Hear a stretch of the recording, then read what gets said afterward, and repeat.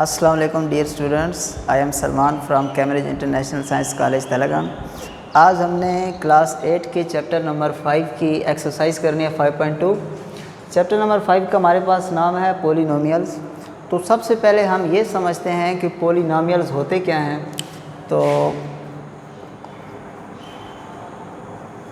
इस लफ्ज़ को मैं दो टुकड़ों में लिखता हूँ।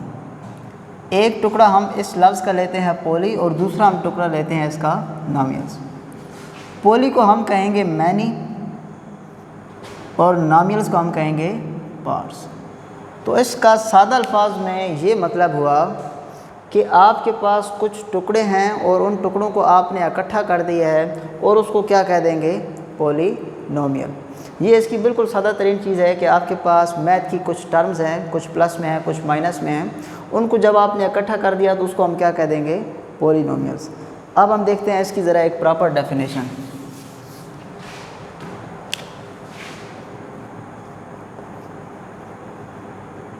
Polynomial is an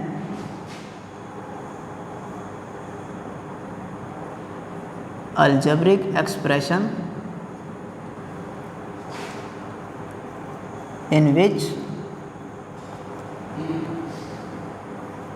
the power of variable is always a whole number। ये पूरी डेफिनेशन समझने से पहले हमें इसमें कुछ मेन लफ्ज़ों का तर्जमा या उनकी डेफिनेशन समझनी बहुत ज़रूरी है। सबसे पहला जो लफ्ज़ है वो हम यहाँ पर समझेंगे अलजेब्रिक एक्सप्रेशन, कि ये अलजेब्रिक एक्सप्रेशन क्या होता है। ठीक है जी। तो अलजेब्रिक एक्सप्रेशन को सबसे पहले मैं एक सेंटेंस लिखता हूँ कि सम ऑफ 3 and 7। इसको मैं इन टर्म्स ऑफ मैथ लिखूँगा 3 + 7। तो यहाँ पर ये जो दो टर्म्स को मैंने प्लस कर दिया, इस एक्सप्रेशन को हम कहेंगे न्यूमेरिकल एक्सप्रेशन। क्योंकि इस एक्सप्रेशन में हमारे पास नंबर यूज़ हुए हैं तो इसका नाम हो गया न्यूमेरिकल एक्सप्रेशन। अभी मैं कहता हूँ कि सम ऑफ अ नंबर एंड 7। यहाँ पर अगर इसको मैं मैथ की टर्म में लिखूँ तो मैं इसको लिखूँगा सम ऑफ अ नंबर। अब वो नंबर मुझे नहीं पता कि कौन सा है, तो मैं इसको कहूँगा कि x + 7। अब ये जो एक्सप्रेशन है, इस एक्सप्रेशन को हम कहेंगे अलजेब्रिक एक्सप्रेशन। तो पॉलिनोमियल और कुछ भी नहीं है, हमारे पास एक अलजेब्रिक एक्सप्रेशन है। क्या है जी?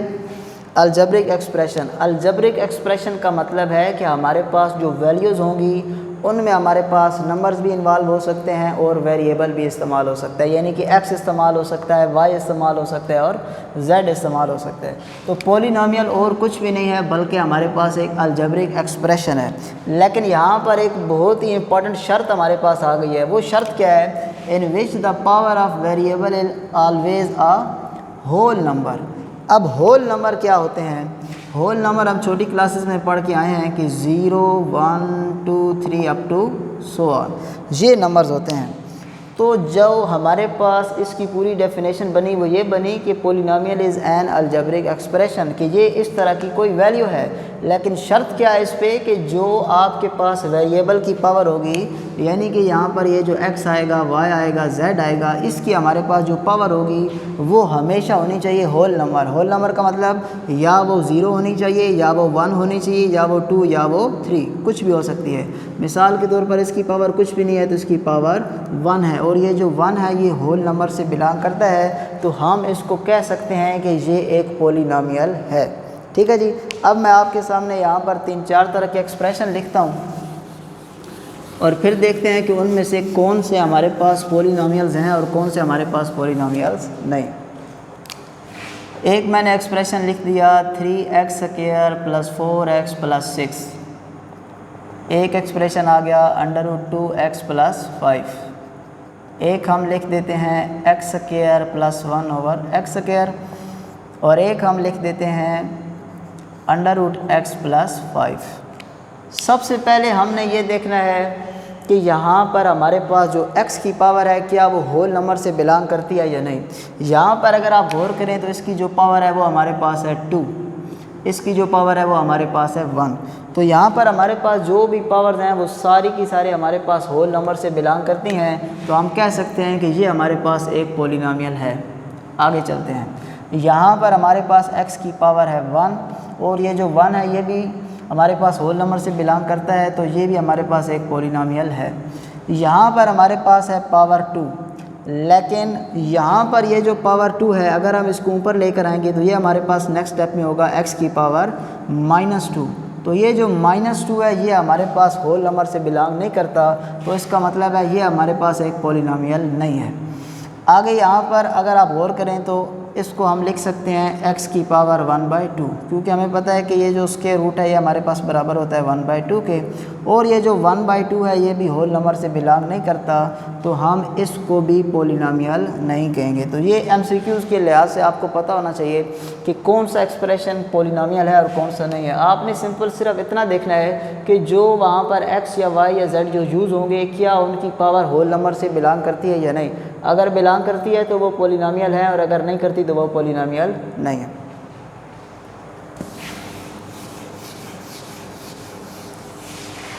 चले जी, अब हम स्टार्ट लेते हैं अपनी एक्सरसाइज के क्वेश्चन नंबर 3 से। इससे पहले वाले जो क्वेश्चंस हैं वो आप हल कर चुके हैं। तो क्वेश्चन नंबर 3 है कि वो आपके पास कह रहा है find the value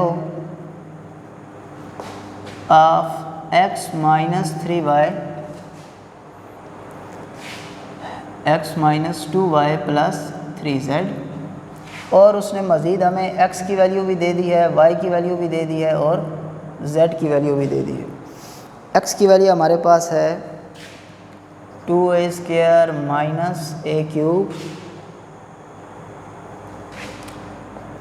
+ 3a + 4। y की वैल्यू हमारे पास 2a³ - a² - 3a²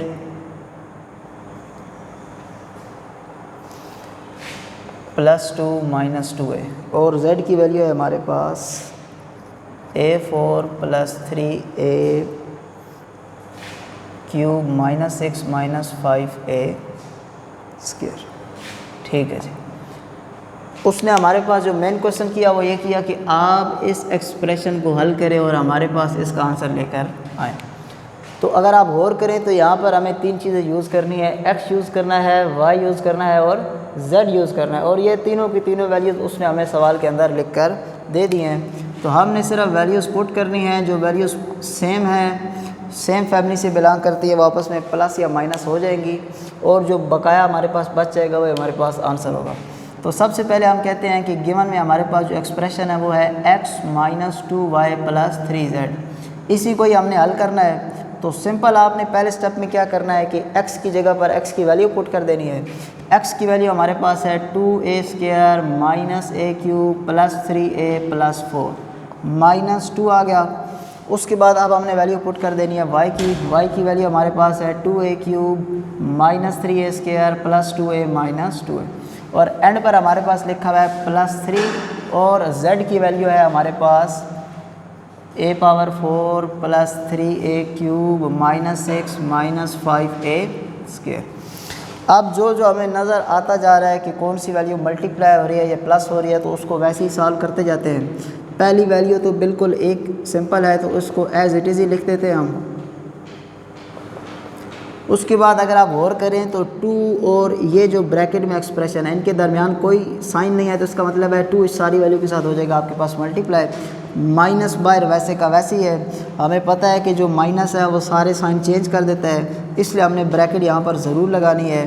ब्रैकेट नहीं लगाएंगे तो हमारा सवाल गलत हो जाएगा। 2 को जब 2 से मल्टीप्लाई करेंगे तो 4a³, इसी तरह आगे चलकर 6a² + 4 और -4a।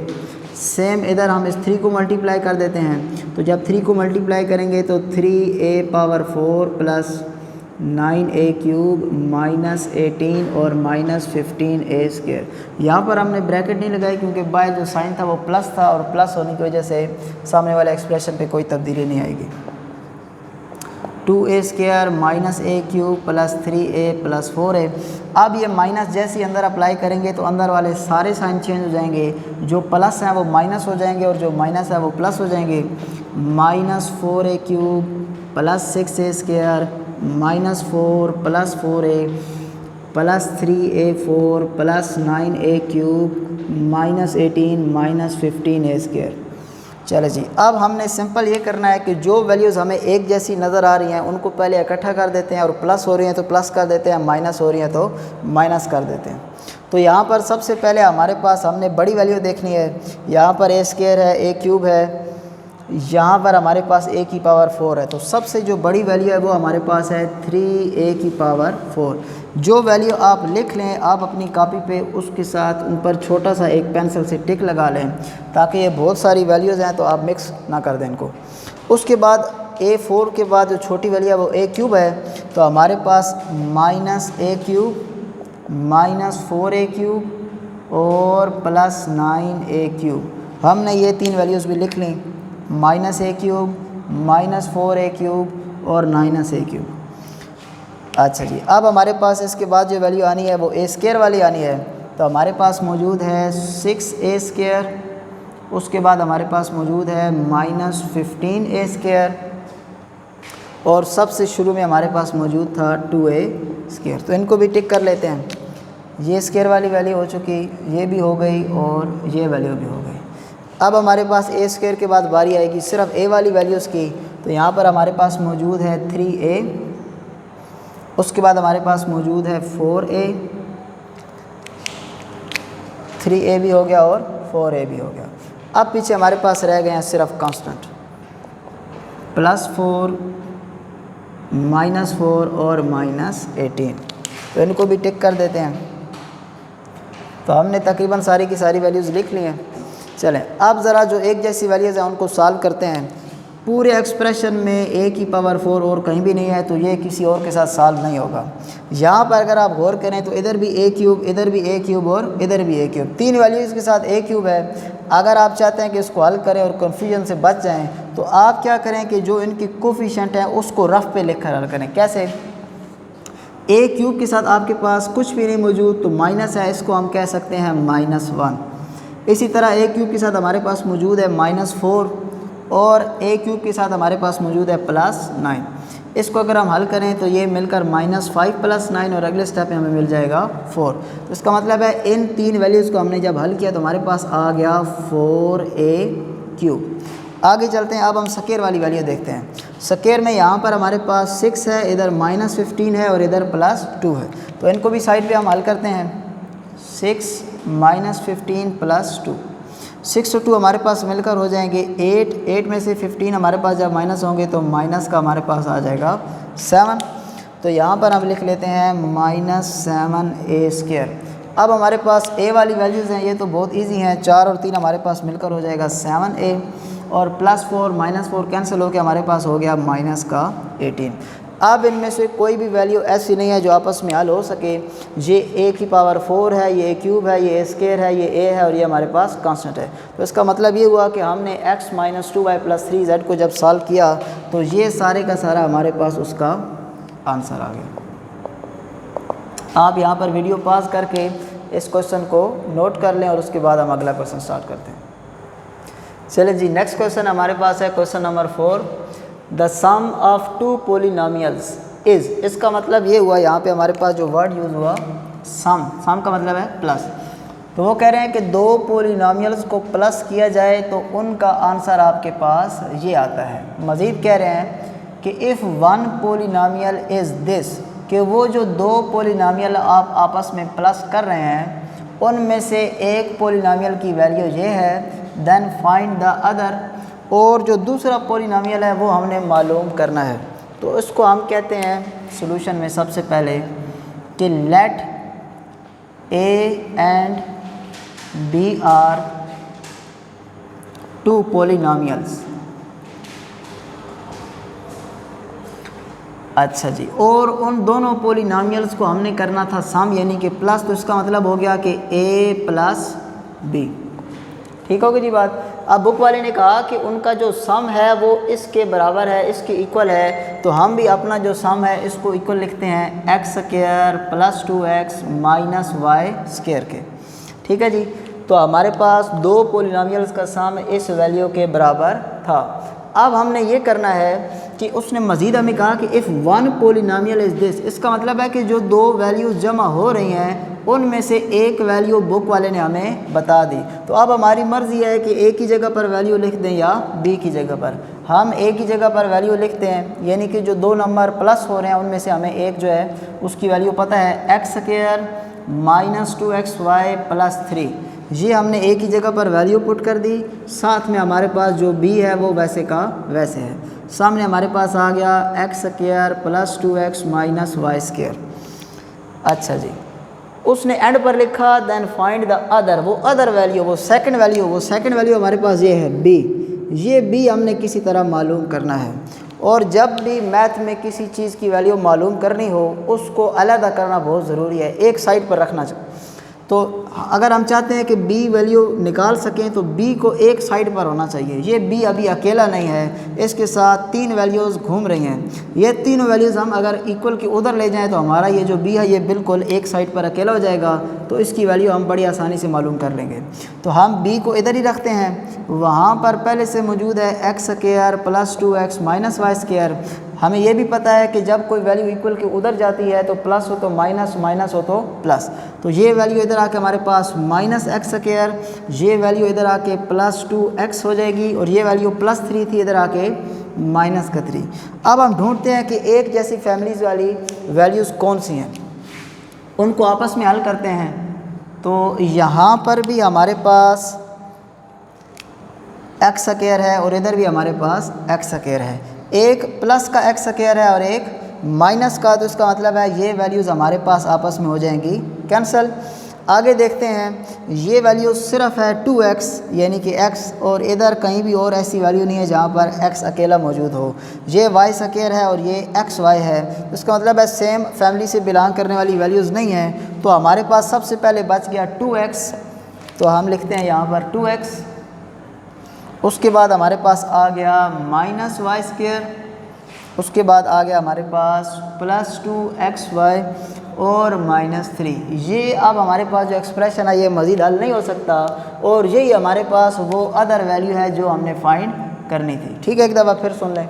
हमारे पास जो क्वेश्चन था उसमें उसने कहा the sum of two polynomial is this, जो दो पोलिनोमियल को जमा करें तो आपके पास जवाब बनता है वो ये बनता है। तो हमने अपनी तरफ से कहा कि हमारे पास जो दो पोलिनोमियल है, एक a है और एक b है, और उनको जब हमने जमा किया तो जो बुक वाले ने जवाब दिया हमने वो जवाब लिख दिया। फिर बुक वाले ने मज़ीद कहा कि आपके पास उन दो में से जो एक पोलिनोमियल है वो ये वाला है, तो हमने a की जगह पर वो पोलिनोमियल लिख दिया और b हमारा वैसे का वैसे ही रह गया, और यही b पोलिनोमियल हमने फाइंड करना था। फिर हमने कहा कि जिसकी वैल्यू मैथ में फाइंड करनी हो उसको अकेला होना चाहिए, तो b हमने इधर ही रख दिया और ये सारी वैल्यूज़ उठा के उधर ले गए। फिर वहाँ पर हमने सेम फैमिली से बिलोंग करने वाली वैल्यूज़ को आपस में कैंसिल कर दिया जो हो सकती थी। मज़ीद ये वैल्यूज़ जो बच गई ये आपस में नहीं कट सकती, तो इसका मतलब है कि यही आपके पास वो अदर वैल्यू है, वो अदर पोलिनोमियल है जो आपने फाइंड करना था। इस एक्सरसाइज के जो बाकी सवाल हैं वो हम इंशाल्लाह अगले लेक्चर में करेंगे। तब तक के लिए खुदा हाफिज़।